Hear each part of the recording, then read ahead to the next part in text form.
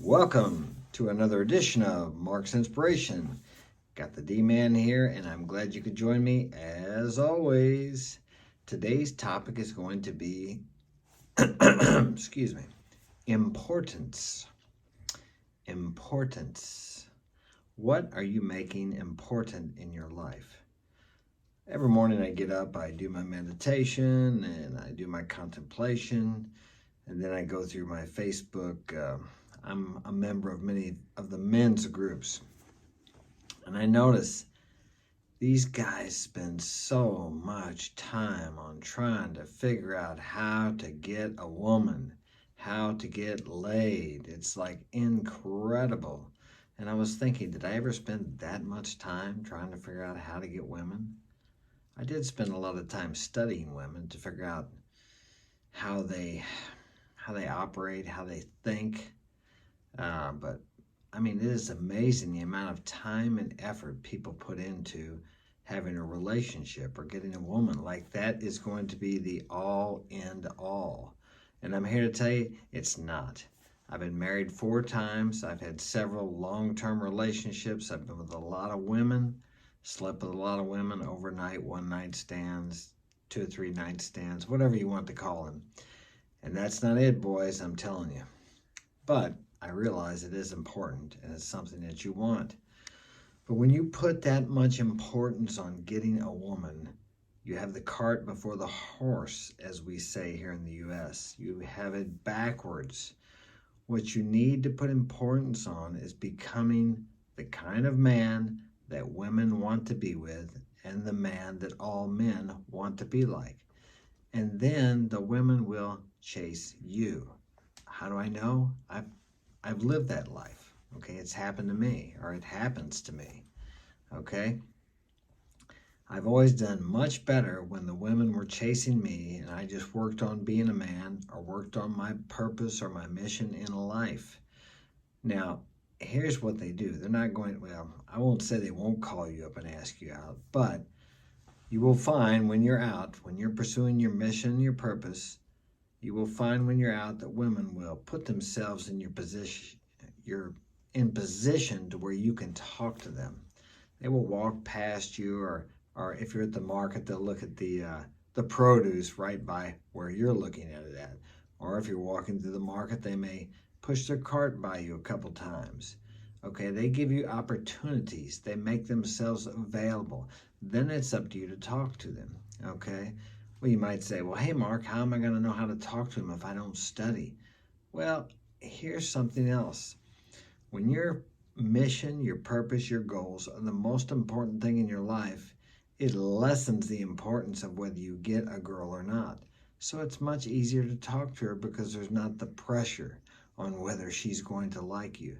Because when you're doing what you're supposed to be doing, you like yourself, you feel fulfilled.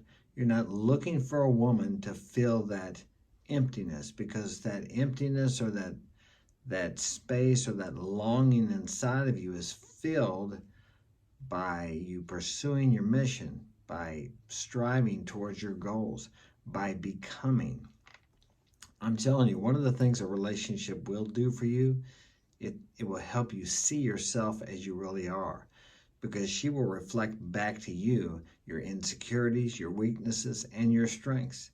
It's a great opportunity for you to see yourself better. Okay, it's not what everybody thinks it is, that you're going to get this girl and you're going to live happily ever after, like the Disneyland stories. Okay, well, I won't say everybody thinks that, but a lot of people think that. And I've thought that myself. We're taught that here in the U.S., that if you'll meet the right girl. I've had people tell me all my life, well, Mark, you'll meet the right girl and you'll be happy. No, you got to be happy now. You got to be happy and fulfilled inside now by yourself. Guess what?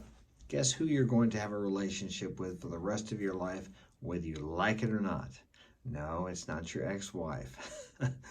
You, the person you see in the mirror every morning. You better learn to love that person. And guess what? When you learn to love that person, you can love someone else. We have a saying, obviously you can't transmit something you haven't got. How can you love someone else if you don't love yourself? You must learn to love yourself. Love the person you see when you look in the mirror every day. Learn to love that person. Then, and only then, can you transmit that love to someone else. What sometimes people think is love is actually lust or desire. I know many times when I was younger, I would tell someone I loved them, but probably what I should have told the girl was, I want you to do what I want you to do, and I want you to be here for me when I want to have sex with you. Do it, submit to me, submit to my authority. Actually, that works pretty good, and there's a lot of wisdom in actually acting like that. I just watched a movie, 50 Shades of Grey. Yes, I know I'm a little behind, but I finally watched it. It wasn't at all what I thought it was because I heard so much about the sexual part of it. But I would recommend watching that movie and watch how Christian, what's his name, Christian? Yeah, acts in that movie. Watch his demeanor, watch his personality. He is a man who is focused on his mission, his goals. Okay, he has a business, he's very successful entrepreneur. Okay, watch him. Watch how he is with the girl. She's always trying to get him to open up. He does just a little bit. You never give a girl what she wants. It's like dangling a carrot. He dangles the carrot. He gives her a little bit, but he never gives her his full self. Now, this is something that's very important. You never want to open up to a girl and just completely tell her everything about you because it ruins the mystery. She wants mystery. She wants drama.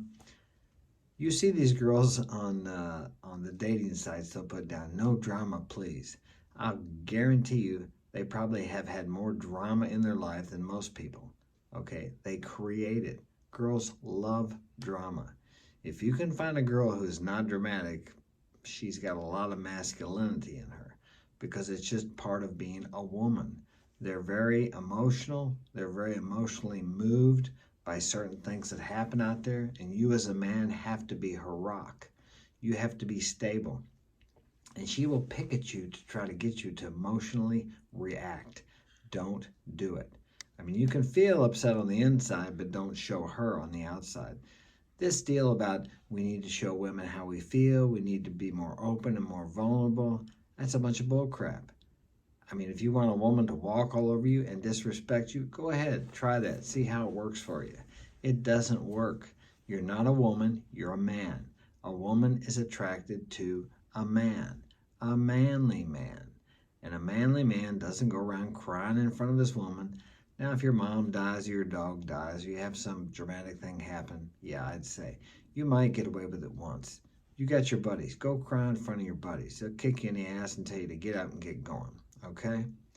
But if you got to cry, cry it by yourself in front of your God or higher power, divinity, whatever, or cry in front of your buddies, okay? Someone who's not your girlfriend, because she will see that as a weakness.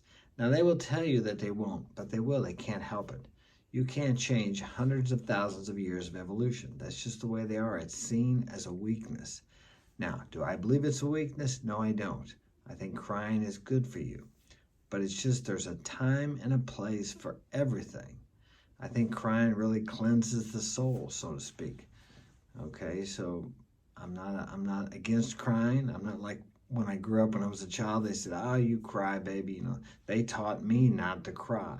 I think that's not good for you, actually. It's an emotion like all emotions.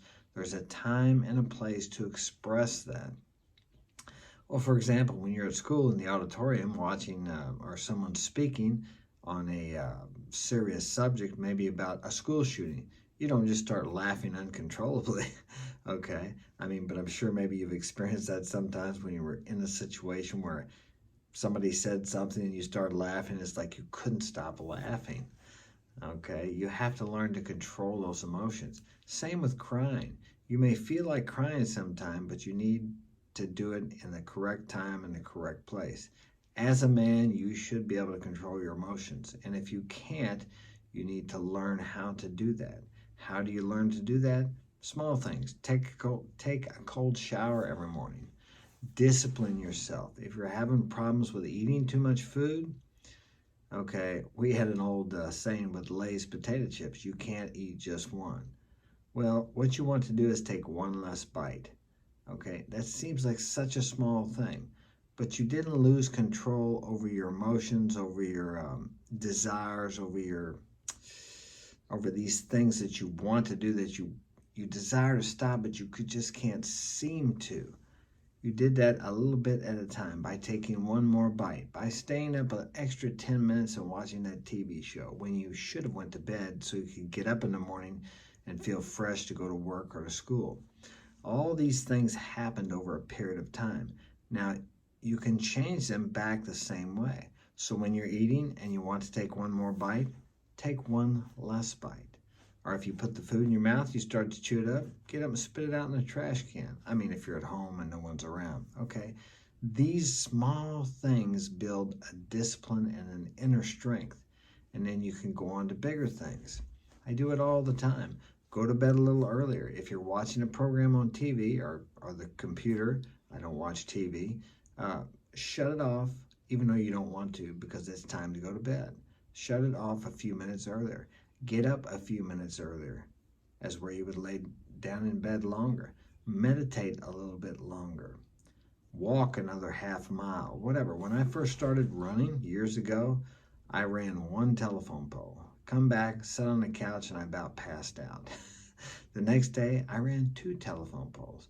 Well, long story short, I ended up where I could run 31 miles. That's the farthest I ever run. Plus, I did triathlons, which were a lot longer than that, etc., etc. But I didn't do it all at once. I didn't get in such bad shape all at once either, where I couldn't run but one telephone pole length. Okay, that happened over a period of time. So take your time. And remember, the important thing is you, not the girl. It's you, your mission, your purpose, and that is where you will find fulfillment, not in anybody else, but in yourself. All right? Hope this has been of help to you. Leave a comment in the comment section. And I want to thank all my subscribers for watching, and I will talk to you tomorrow.